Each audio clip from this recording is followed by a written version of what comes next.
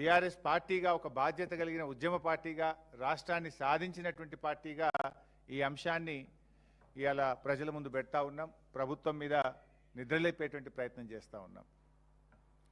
ఇప్పుడు ఏం జరిగింది? ఇప్పటిదాకా ఆంధ్రప్రదేశ్ ఉమ్మడి రాష్ట్రంలో ఉన్నప్పుడే ఈ కాంగ్రెస్ పాలకుల పుణ్యమాని కృష్ణానదిని బనకచెర్ల రూపంలో కృష్ణార్పణం చేసిండ్రు, తెలంగాణకు అన్యాయం చేసిండ్రు.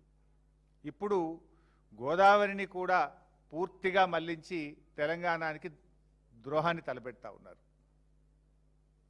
సరే, ఆంధ్రప్రదేశ్ ఆ ప్రయత్నం చేస్తే అడ్డుకోవాల్సింది. ఎందుకంటే మనం రాష్ట్రం సాధించుకున్నాం. ఆనాడు ఉమ్మడి రాష్ట్రంలో అంటే పాలకులు వాళ్ళే అయింది కనుక కొంత అర్థం చేసుకోవచ్చు.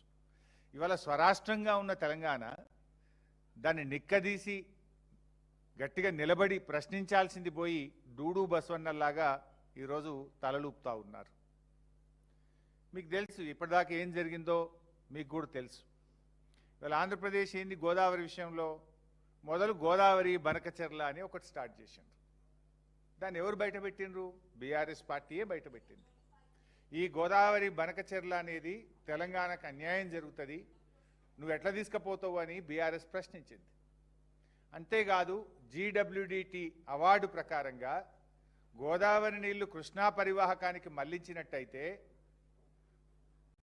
14:21:45 రేషియోలో తెలంగాణకు హక్కులు సంక్రమిస్తాయని మేము హెచ్చరించినాం.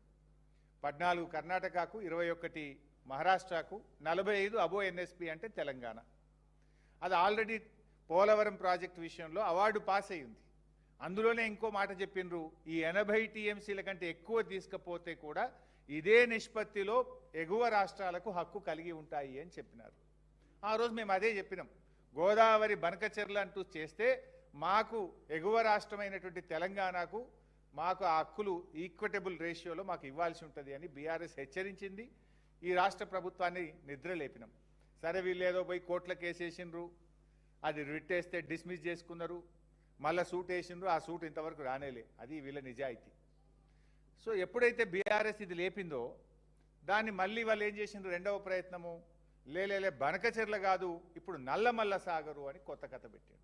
ఎందుకంటే కృష్ణలో కలిస్తే ట్రిబ్యునల్ అవార్డు ఉంది కదా, కృష్ణాలో కలవకుండా ఒక ఫేజ్ తగ్గించి గోదావరి నల్లమల్ల సాగరు అని రెండవ ప్రయత్నాన్ని వాళ్ళు చేపట్టినారు.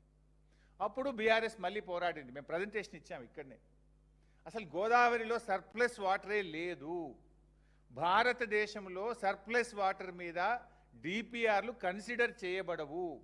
ఈ దేశ చరిత్రలో సర్ప్లస్ వాటర్ మీద సెంట్రల్ వాటర్ కమిషన్ ఏ ప్రాజెక్టు కూడా అనుమతి ఇవ్వలేదు. అండ్ గతంలో ఎన్డబ్ల్యూడిటి సమావేశాల్లో సర్ప్లస్ వాటర్ లేనే లేదు గోదావరిలో అని స్పష్టంగా కేంద్రం చెప్పిన విషయాన్ని బీఆర్ఎస్ బయటపెట్టింది. దాంతో ఏం చేసిండ్రు ఈరోజు చంద్రబాబు గారు? ఈ రెండు ప్రయత్నాలు కూడా ఫెయిల్ అయిపోయినాయి. దాంతో ఇప్పుడు ఏం చేసిందంటే కొత్తగా ఇప్పుడు థర్డ్ ప్లాన్, మూడవ ప్లాన్ను ఈరోజు ఆంధ్రప్రదేశ్ తెర మీదకి తెచ్చింది. ఆ మూడవ ప్లానే Godavari Kaveri link, interlinking of rivers. Interlinking of rivers పేరిట గోదావరి కావేరీ అనుసంధానము అనేటువంటి ఒక మూడో విషయాన్ని ఇలా ఆంధ్రప్రదేశ్